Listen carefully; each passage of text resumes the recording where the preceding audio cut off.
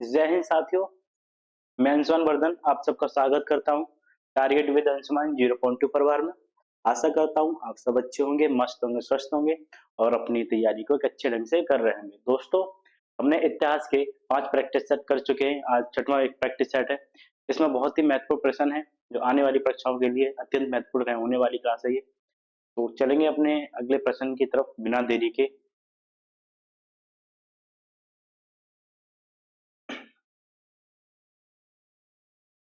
Question है, बौद्ध संघ में स्त्रियों के प्रवेश की शुरुआत कहाँ हुई थी? ऑप्शन रहे श्रावस्ती में, वैशाली में, कुशीनगर में, राजगृह में। तो दोस्तों, इसका जो सही आंसर होगा वो होगा वैशाली। क्या होगा सही आंसर? वैशाली, है ना। क्या होगा सही आंसर इसका? वैशाली। वैशाली में सबसे पहले किस महिला ने प्रवेश किया था? क्वेश्चन आता है, वैशाली में सबसे पहले किस महिला ने प्रवेश किया था? तो इसका जो आंसर होगा क्या होगा? महाप्रजापति, महाप्रजापति, महाप्रजापति गौतमी। कह सकते हैं बुद्ध संघ में तब सर्वप्रथम जिस महिला ने प्रवेश किया वो कौन थी? प्रजापति गौतमी। ये कौन थी? बुद्ध की मौसी। कौन थी? मौसी। कौन थी? ठीक है। और जो बुद्ध ने जो ये प्रवेश देने की शुरुआत की, यानी मतलब शुरुआत की थी, किसके कहने पर की? प्रवेश देना शुरुआत की थी तो ये थी ना अपने शिष्य, अपने शिष्य इस आनंद के कहने पर। किसके कहने पर? आनंद के कहने पर। आनंद के कहने पर।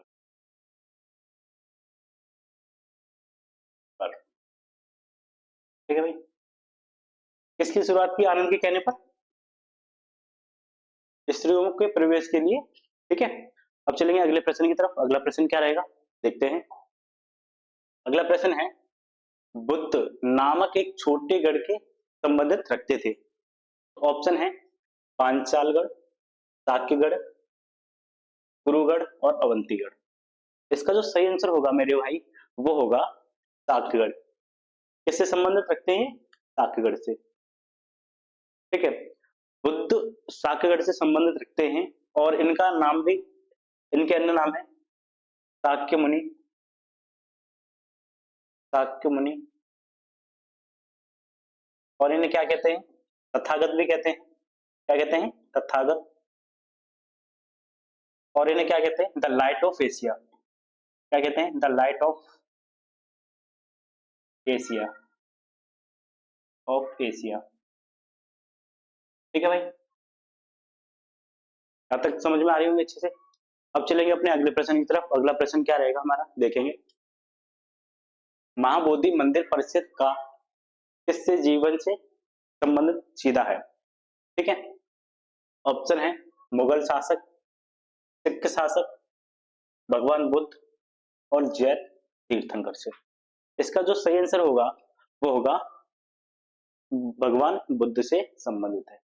महाबोधि, महाबोधि को यूनेस्को ने विश्व धरोहर स्थल में कब शामिल किया था? वो किया था 2002 में। यूनेस्को ने यूनेस्को ने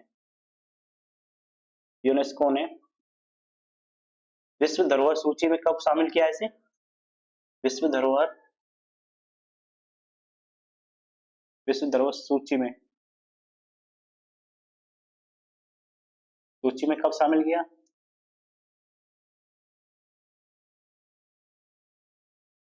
कब शामिल किया? तो किया था 2002 में। ठीक है भाई।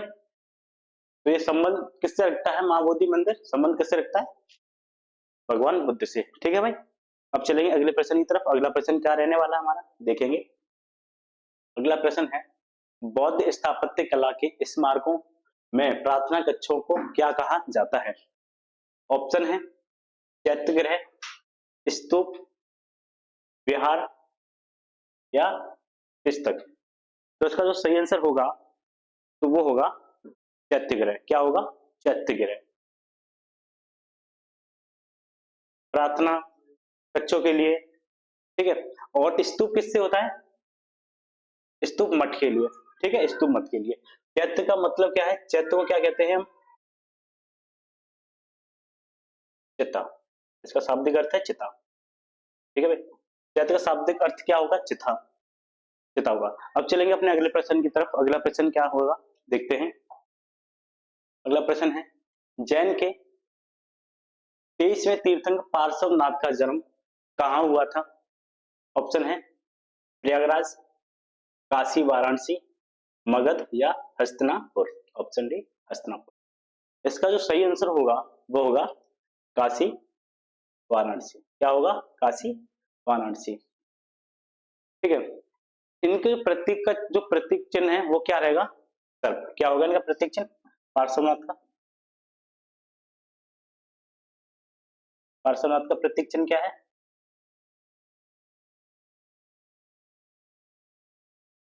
तो क्या रहेगा? वो रहेगा सर्प। इन्होंने 4 शिक्षाएं दी। 4 शिक्षाएं कौन कौन सी हैं? सत्य, दूसरी अहिंसा,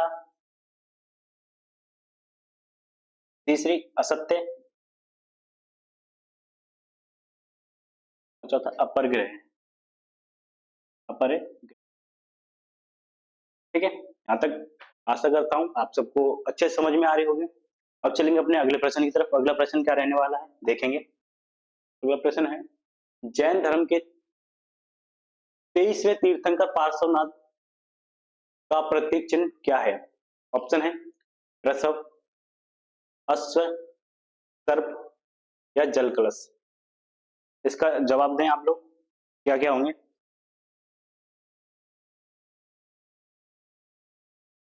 इसका जो सही आंसर होगा वो होगा, क्या होगा? ऑप्शन सी सर्प। बात करेंगे जल कलश। तो जल कलश किसका प्रतीक चिन्ह है? क्या किसका चिन्ह है? मल्लीनाथ का। किसका है? मल्लीनाथ, नाथ, ठीक है भाई। अश्व किसका होगा? तो अश्व होगा संभवनाथ का। किसका होगा? संभवनाथ का होगा, ठीक है। अश्व किसका होगा? संभवनाथ का। संभव, ठीक है भाई। अब चलेंगे अपने अगले प्रश्न की तरफ। अगला प्रश्न क्या रहेगा? अगला प्रश्न, एक सेकेंड, ये रह गया हमारा वृषभ। तो वृषभ किसका प्रतीक चिन्ह है? यह है आदिनाथ। किसका भाई? आदिनाथ, ठीक है भाई। यहां तक समझ में आ रहे होंगे। अब चलेंगे अगले प्रश्न की तरफ। अगला प्रश्न क्या है हमारा देखते हैं। महावीर स्वामी का, महावीर स्वामी को मोक्ष स्थान कहाँ स्थित है? ठीक है। तो Maner, option B Rajgir, option C Pawapuri और ऑप्शन डी जालन फोर्ट। तो इसका जो सही आंसर होगा वो होगा मेरे भाई पावापुरी। क्या होगा? पावापुरी, ठीक है। अब चलेंगे अगले प्रश्न की तरफ। अगला प्रश्न क्या रहेगा? अगला प्रश्न देखते हैं। एक सेकंड पानी पी लें जब तक।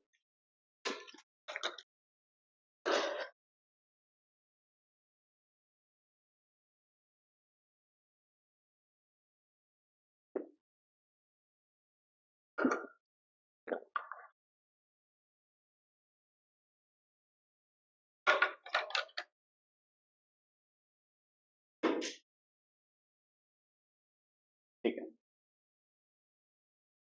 चलेंगे। महावीर स्वामी को किस नदी के तट पर ज्ञान प्राप्त हुआ था?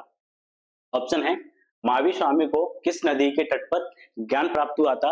Option A option Gandak, option B Basmati, option C Son और ऑप्शन डी रिजपाल का नदी। तो इसका जो सही आंसर होगा मेरे भाई वो होगा रिजपाल का। रिजपाल, रिजपाल का कहां पड़ती है? जाम्बिक ग्राम में। कहां पड़ती है? ग्राम, जाम्बिक ग्राम में, ठीक है। ये जो जैन धर्म के कितने टोटल कुल तीर्थंकर कितने हैं जैन धर्म के? जैन धर्म के कुल तीर्थंकर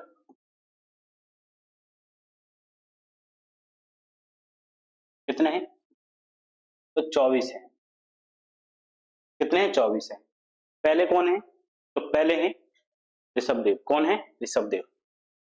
ऋषभदेव, ऋषभदेव, ऋषभदेव। और सबसे 24 में कौन है? तो महावीर स्वामी।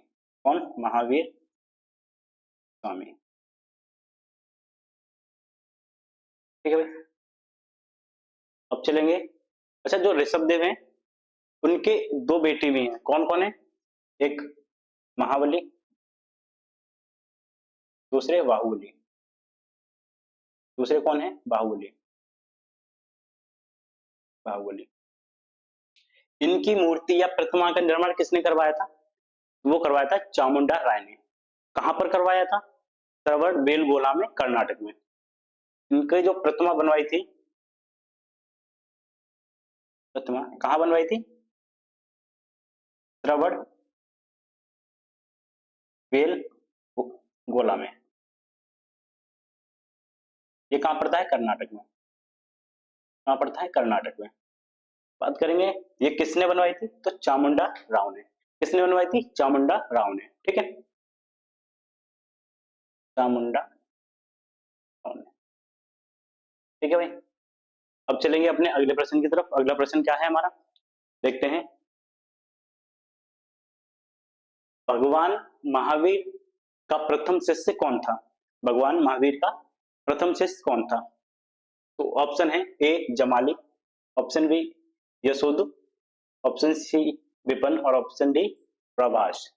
ठीक है, तो इसका जो सही आंसर होगा ऑप्शन ए जमाली। जमाली कौन था? मैं बता दूं, जमाली इनके दामाद थे। कौन? जमाली इनके दामाद थे। कौन थे ये? दामाद, दामाद थे। और यही प्रथम शिष्य थे। कौन थे? प्रथम शिष्य। ठीक है, अब चलेंगे अगले प्रश्न की तरफ, और ये हमारा लास्ट प्रश्न है। प्रथम जैन सभा कब हुई? प्रथम जैन सभा कब हुई? तो ऑप्शन है ए ऑप्शन 340 ईसा पूर्व, 350 ईसा पूर्व, 513 ईसा पूर्व या 300 ईसा पूर्व। इसका जो सही आंसर होगा वो होगा option number D. Option D, 300 ईसा पूर्व में। किसने की थी? तो चंद्रगुप्त मौर्य। किसने की थी? चंद्रगुप्त। चंद्रगुप्त ने कहां पर की थी? तो पाटलिपुत्र में। पाटलिपुत्र में। ठीक है भाई, आशा करता हूं आप सबको अच्छी क्लास लगी होगी।